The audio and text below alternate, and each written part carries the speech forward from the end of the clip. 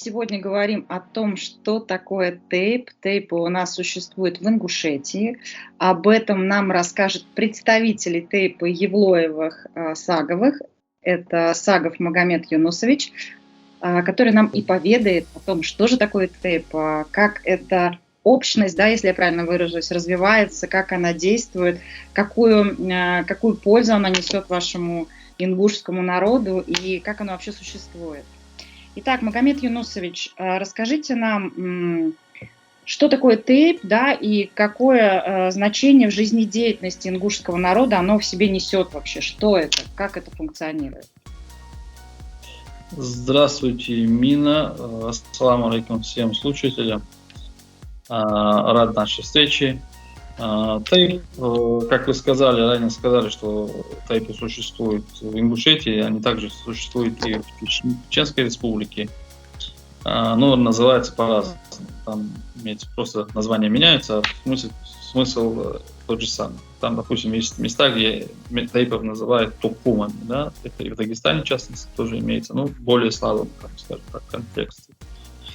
В частности, сейчас про Ингушетию, если сказать, тейп, он имеет очень важную роль, так как это получается, как бы, если образно сказать, это как бы одна семья, и все люди, которые входят в определенный тейп, там, допустим, в тейпе Евлоева, да, они как бы находятся, скажем так, в таком тесном взаимосвязи между собой. Представитель данного тейпа, любого, скажем так, тейпа, у него какие-то там проблемы, или он же там, скажем так, себя начал вести неподобающе, там, прием наркотических средств и так далее, и так далее. И, соответственно, эта проблема касается всех представителей данного тейпа. И, исходя из этого, можно сказать, тейп имеет такую, скажем так, сдерживающий, в основном сдерживающий в рамках приличия, в рамках закона, сдерживающий характер вообще сам по себе. Можно немножко внести ремарку, чтобы было понятнее слушателям. Тейп – это, как я это понимаю, да, давайте я сформирую, а вы меня поправите, если я буду не права. Тейп – это ваша общая группа однофамильцев, правильно? Например, Саговых, Евлоевых, и в которую входят все ваши однофамильцы, правильно я говорю? Ваши род, или как правильно назвать?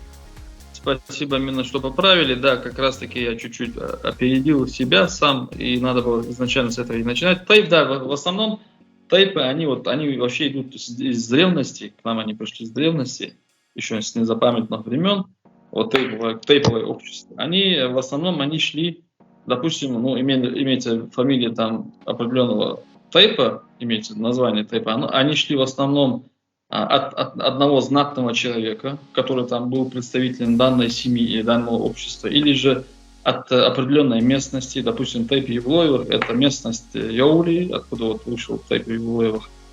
Ну, как бы вот так вот, в основном они шли. И да, в данный момент все, которые туда входят, допустим, в тейп Евлоевых входят более 30 фамилий. То есть тейп это отдельная, скажем так, во главе стоит, скажем так, тейп, и в него входят определенные фамилии. Да, те люди, которые вышли с данного тейпа, допустим, по распространению людей, как бы начали общество распространяться, имеется в виду расселяться по местностям, соответственно, и названия фамилий их не менялись, они брали там, допустим, фамилии своего отца, там, имеется в виду именем своего отца, там, или дедушки и так далее. В любом случае, они всегда считались входящими в определенный тейп, то есть тейп Евлоевых, там, или Оздоевых. Вот. Есть тейп, у вас главная, получается, центральная фамилия, это, например, Евлоевы, правильно? От Евлоев уже пошли другие фамилии, которые могли взять сын своего отца, любую, правильно? Как от имени, да, своего отца они брали. Совершенно верно. Они участники этого тейпа Евлоев. Да, они все входят, допустим, я представитель тейпа Евлоев, я пишу фамилии Саговой. Также есть Бузуртановой, Акиевой и так далее. Там более 30 фамилий, которые входят в тейп Евлоева. Соответственно, вообще самые крупные фамилии у нас, имеется в виду тейпы у нас в Ингушетии, их более около там 7-8. Это Евлоевы, Оздоевой, Хамхоевой, Картоевой, Цароевой, Халухаевой. Вот это самые крупные фамилии считаются у нас. Цечоева тоже крупная фамилия. Вот как раз-таки туда, в эти, скажем, в эти фамилии, в этот тейп, вот то, что я перечислил, туда входит определенная фамилия. Ну, там, где-то в какой-то тейп там более 10 фамилий, где-то в какой-то там более 5 и так далее. Вот. И в основном, когда в сборе, это получается уже целый тейп. Вот. А есть такое, что, например, кто-то не хочет быть в тейпе? У вас такое вообще бывает, что, например, семья не хочет входить в тейп? Вот она сагова, да, но они сказали, нет, мы не хотим быть в тейпе. Такое у вас вообще случается? Или все обязаны быть в этом тейпе? Елена, извиняюсь, Мина, знаете, сама по себе, вот, скажем так, жизнь в Ингушетии сама по себе, она как бы так сложена, не включаться в какой-то тейп, это уже некомфортно бывает. Ты, получается, отрекаешься от всех своих родственных, от связей, узов, от всей поддержки. В любом случае, тебе некомфортно, если ты не принадлежишь какому-то тейпу. Тебе некого сказать, там, не знаю, при встрече там, с какими-то людьми, при общении, а кто ты такой вообще? Как это получается, как человек без отца, без матери, какой-то там, не знаю. Вы понимали, да, что хочу получается, сказать. Тейп – это все-таки фундаментальность любого мужчины в Ингушетии. Основа. Да. Вот, вы правильно заметили, это фундаментальность, от этого он отталкивается. Но что, находясь в каком-то тейпе, он уже чувствует себя защищенным, определенным, и как бы, в принципе, да, как вы сказали, у него есть какой-то фундамент, от чего он отталкивается. Поэтому, я не слышал, по крайней мере, не видел, не слышал, что кто-то хотел бы отречься. Но есть такой момент, который, там, допустим, сам тейп отрекает от себя определенную семью или определенного человека. Допустим, человек вышел из рамок приличия, начал, как бы сказать, свою деятельность, не соответствующую правилам, нормам, понятиям вообще данного тейпа или же вообще общности, скажем так. А что по нормам и понятия тейпа? Что это? Объясните нам. Это правило поведения в тейпе, это, естественно, как себя человек, мужчина как себя должен вести. Также и женщина как себя должна вести. Это целый свод правил, которые в основном... Основные, назовите нам основные. Какие обязательства нужно, чтобы быть в тейпе, чтобы меня не отчислили из тейпа? Что я должна делать, как ингушка, чтобы меня из тейпа не отчислили? Там очень много правил. В принципе, те же правила, то, что вы должны делать, находясь вообще в ингушском обществе. Они, в принципе, одинаковые, идентичны, что там в тейпе и здесь. Это, естественно, правильный образ жизни. Не пить, не курить, не заниматься какими-то действиями аморального характера, наркотиками, там, алкоголью, всякими вот этими моментами. В принципе, вы понимаете, да? Вот все, что мешает обществу, не как всему целому обществу и какому-то индивидуальному человеку, если вы там нарушаете права человека или же общества, соответственно, вот это неподобающее, и такие моменты сам тейп не допускает. Мухаммад, а еще вот такой вопрос как раз по факту вот именно этой тематики. А если, семья, она включена в тейп, конечно же, да, она входит в общность вашу, например, Саговых, давайте мы говорим о вашей фамилии, говорим о Саговых. Но, например, один из участников этой семьи, например, сын, он выбился как-то, неподобающим поведением, как вы сказали. А в этом случае тейп исключает всю семью из-под своего опекунства, либо одного человека. Как это происходит? Мин, знаете, вот это очень тонкий вопрос и тонкая политика. Тут получается каждый вариант, каждая вот такая, скажем так, такая ситуация рассматривается непосредственно индивидуально. Допустим, если человек в действительности не ослушивается отца, мать, там, братьев, сестер и так далее, если отец, мать, там, близкие родственники говорят, ребята, мы не можем никак с ним справиться, убить мы его не можем, извиняюсь, как бы сказать, да. Кто это рассматривает? Как это рассматривается? Кто выносит? Я как раз таки сейчас хочу об этом сказать. Вот, имеется в виду, собирается какой-то сход представителей тейпа, там имеется в виду свой председатель, это как бы устном порядке, там прописанных никаких правил нету. Собираются как бы старейшины данного тейпа, и отец данной семьи, там, или братья этой семьи говорит, что вот этот наш человек, наш брат, мы не можем с ним справиться, мы все, что смогли, сделали. Мы сейчас все отдаем вашему суду, скажем так, да, грубо говоря, и там выносится вердикт, да. Или же, наоборот, если та семья никаких действий не делает, она согласна с его действиями, то, что там приносит он харамные деньги, там, грубо говоря, да, ну, запретные деньги домой приносит. Там, что это значит харамные деньги? Ну, харамные — это заработанное нечестным трудом. Это тоже запрещено, да, в ингушском обществе? Это те же самые взятки, то же самое продажа наркотиков, алкоголя, оружия и так далее. Все, что запрещено, скажем так, и в нашем российском общем законе, в принципе, это тоже запрещено и в ингушских каких-то... В российском законе не запрещено продавать алкоголь. Если у вас есть лицензия, здесь продают алкоголь. Но это да, вообще я говорю, в основном, если взять такие моменты, тоже тут соответствует. А алкоголь, ну, у нас как бы в любом случае ингуши являются представителями исламской религии, да, и религия запрещает вот это действие, продавать такие вещи. Соответственно, в основном это исходя из исламских побуждений, да, из религиозных побуждений, тейп, соответственно, тоже как бы вот эти правила принимает, и они становятся как бы частью тоже правил поведения данного, ну, любого тейпа, получается. Угу. Хорошо, и вот председатели этих тейпов, старейшины тейпа собираются, а есть какой-то регламентированный список, кто, сколько человек, как это происходит, или это просто какая-то есть группа, где это обсуждается, и вы назначаете место сбора? Есть, ну, опять же, есть непрописные, скажем так, уставы свои, есть непрописные участники данного, скажем так, ну, их знает каждый представитель данного тейпа, да, когда они собираются, ну, раз в месяц бывают такие сходы, там, просто так, даже если ничего не произошло, ничего не случилось, скажем так, не было надобности для сбора, тейпы собираются для того, чтобы, ну, грубо говоря, для переклички, скажем так, да, кто у нас где, что, чем занимается, кто жив, кто мертв и так далее, да. И, соответственно, там есть уже те люди, которые обозначены, грубо говоря, на этих же сходах, там, допустим, не дай Аллах, не дай Бог, кто-то там из старейшин, из стариков умирает, и на место него, ну, опять же, таким, скажем так, устном формате выбирается человек, ну, на место его ставится. И все его знают, да, что, допустим, какой-то Ахмед или Магомед там становится, скажем так, председателем или же старейшином данного общества. Поэтому туда собираются не обязательно по спискам, там, да, ну, приглашают всех, там часто все интернет, там всякие ватсаповские группы есть и так далее, там по группам, по телефонам разослали весть, то, что надо собраться для решения какой-то задачи. Собираются и, соответственно, решают любую, там, скажем так, насущную проблему, да, что у них там, какая вышла проблема.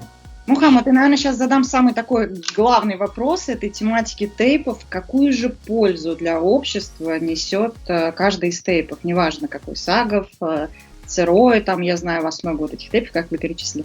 Какую социальную помощь тейп оказывает своему окружению, своим людям? Ну, Мин, знаете, да, вот хороший вопрос. Кстати, вот именно вот эта тематика, она интересует не только нас с вами, как сейчас вы задаете вопрос, это интересует очень большое количество наших жителей вообще со всей России, вот задаются вот этим вопросом, для чего это все, грубо говоря. Я думаю, что это очень хороший пример и для других жителей нашей страны, для каких-то обществ, да. Опять же, повторюсь, возвращаемся к тому, что было ранее сказано.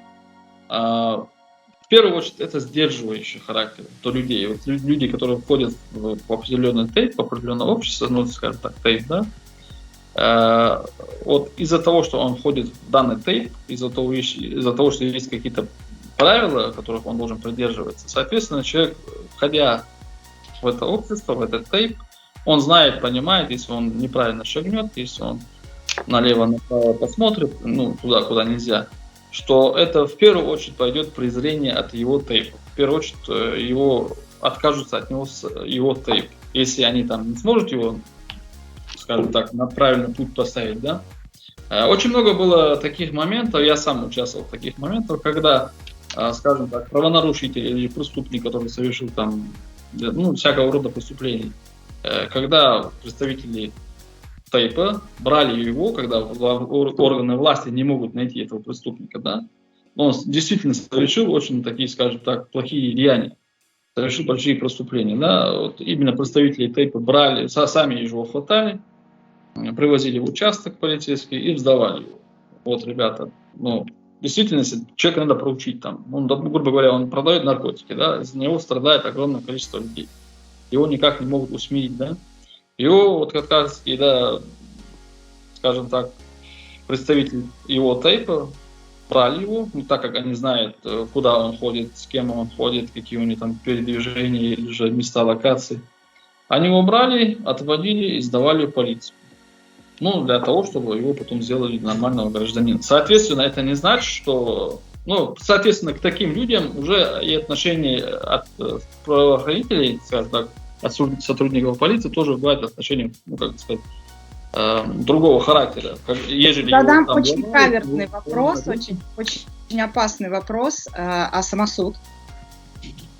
Если, например, представитель одного тейпа обидел представителей другого тейпа, ну, случилась какая-то, мы знаем, кавказские мужчины, они горячие мужчины, да, у них определенный есть ряд гормонов повышенный, из-за чего они есть такие брутальные, резкие. Если что-то случилось, бывает ли у вас самосуд?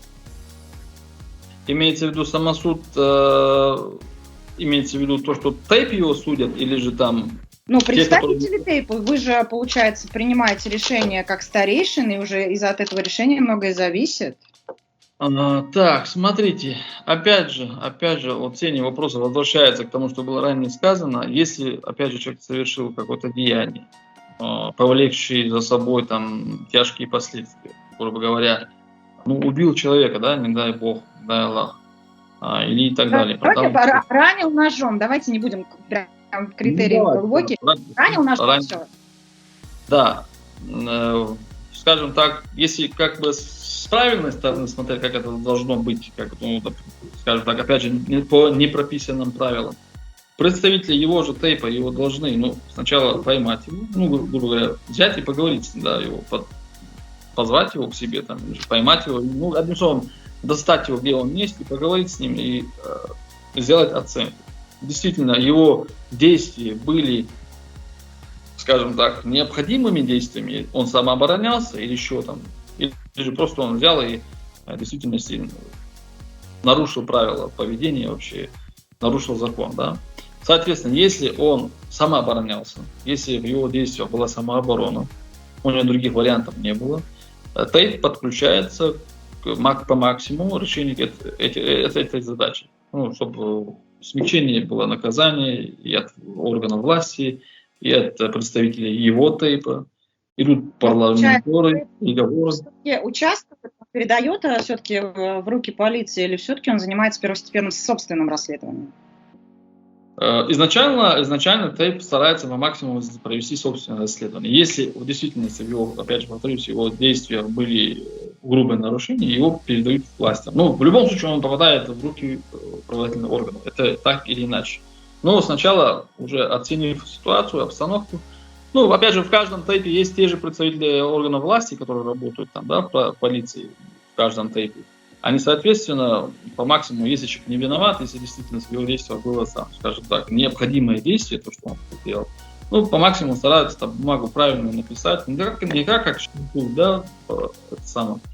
А если еще второй момент, то, что я не договорил, если там, допустим, человек, наоборот, скажем так, в действительности очень-очень плохо поступил, ну, 100% его вина доказана, там нету даже никаких этих спорных моментов, его в первую очередь, они, как бы сказать, ну, как сказать, самосуд, да, его наказывают, ну, сами представители тейпа, его отводят представителям того тейпа, скажем так, который потерпел, скажем так, потерпевшего, да, и говорят, вот мы его привели, он в вашей власти, можете делать с ним что хотите, да, грубо говоря.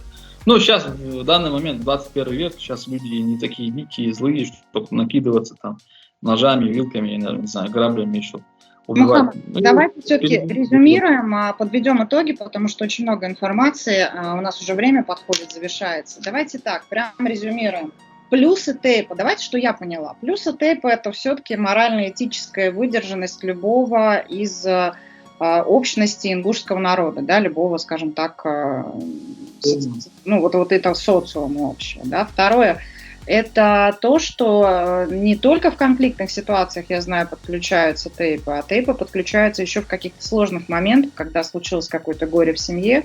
Подключаются также тейпы. Я знаю, что даже собирают деньги на какие-то нужды, на операции, либо поддерживают финансово, как-то идет сбор каких-то финансов, да? Да, на время хватит, чтобы все это рассказать, да, вы правильно сказали. Да, там очень много моментов таких. Одной передачи не уложимся, так что давайте просто подведем итоги сказанного пользы тейпа. Тейп – это все-таки какой-то морально сдерживающий фактор правильного поведения, да, вот не убей, не употребляй наркотики, не кури, не пей, там, да, и вот все вот эти факторы, которые сдерживаются, мало того, что это есть на законодательном российском уровне, так это еще есть у вас между тейповой, вот это как раз стабилизация этого всего. Финансовая помощь в сложных ситуациях. Когда попадает, я знаю, я слышала одну историю, когда попал один человек, ваш ингуш, в Москве в какую-то переделку. Я знаю, что подключился ваш тейп, и его здесь вытаскивали. Были проблемы, по-моему, с чеченцами, насколько я помню. И вы решали проблему этого человека, именно всем тейпом участвовали. Это тоже как бы является приоритетом того, что даже если по какой-то курьезной ситуации, случаю, по нелепости случается какая-то беда с человеком, ваши люди не оставляют своего однофамильца, тот, который находится в его тейпе. Правильно? Все-таки давайте так, это помощь и поддержка. Это сдерживающий фактор, это помощь и поддержка. Это все вот в таких правильных нормах. Мухаммад, мы вас благодарим за ваши ответы. Спасибо, что уделили нам это время. Надеемся, мы скоро к вам вернемся, может быть, с какими-то другими вопросами. Ну и желаем, конечно же, вам укрепления, вашему ингушскому народу от всего сердца. Спасибо вам тоже, всем жителям нашей страны, укрепления и благополучия. Всех благ вам. До свидания. До свидания.